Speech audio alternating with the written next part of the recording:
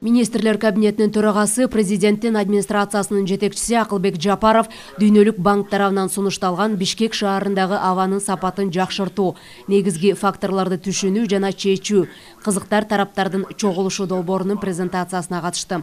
Өз сөзүндө министрлер кабинетинин башчысы өлкө президенти климаттын өзгөрүшү, мөңгүлөрдү сактоо жана биологиялык ар түрдүүлүктү сактоо боюнча глобалдык көйгөйлөрдү бир нече жолу эл аралык бийик трибуналардан көтөрүп чыккандыгын белгиледи. Ал ошондой эле акыркы жылдары Бишкек шаарында жана Чүй облусунда абанын сапатын таза кармоо маселеси абдан актуалдуу болуп жаткандыгын кошумчалады. Борбор калаадагы абанын булганышын минималдаштыруунун дагы бир чарасы Акылбек Жапаровдун айтымында Бишкектин Таштанды полигонунда бир нече жылдарга созулган өрттү толугу менен локализациялап, анын аймагын рекультивациялоо болду.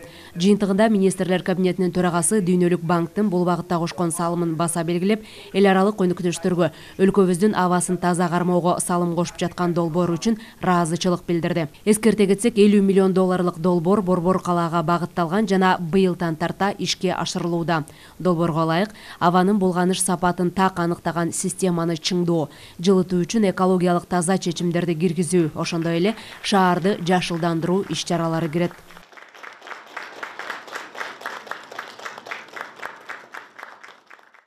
Кыргызстан, находясь на вершинах снежных гор и у истоков рек, несет свою миссию как хранителя живительной влаги и устойчивости глобальной температуры Земля и человечество. Ак мөңгүлүү тоолордун чокуларында жана дарыялардын булактарында жайгашкан Кыргыз Республикасы жер планетасынын жана адамзатынын жашоо турмуш ымдуулугунун, глобалдык температурасынын туруктуулугунун сакчысы катары өз миссиясын аткарып келет. Белгилей кетчү жагдай, бүгүн биз өлкөбүздүн президентинин катышуусунда Бириккен Араб Эмираттарында өткөн климаттын өзгөрүшү боюнча буунун алкактык конвенциясынын тараптарынын 28-чи конвенциясынын жаңы жыйынтыктары боюнча чогулуп жатабыз. Газпром Кыргызстан ЖЧКсы менен биргеликте 9 калктуу конуштар газдаштырылды. 22 көмүр отконасы жаратылыш газы менен жылытууга өткөрүлдү. Андан тышкары газ жабдууларын сатып алуу үчүн мамлекеттик банктар аркылуу Борбор калаанын тургундарына 1 миллиард сом өлчөмүндөгү субсидия каралган. Автобустарды коомдук транспорттун экологиялык жактан таза формасына алмаштыруу, электр кубатын кубаттоочу инфраструктураны түзүү жана электромобилдерди сатып алууну стимулдаштыруу үчүн 2023-жылга карата муниципалитетке 4,5 миллиард сом бөлүнгөн. Катализатордун жарактуулугу жана жеткиликтүүлүгү боюнча техникалык кароо чаралары күчөтүлдү.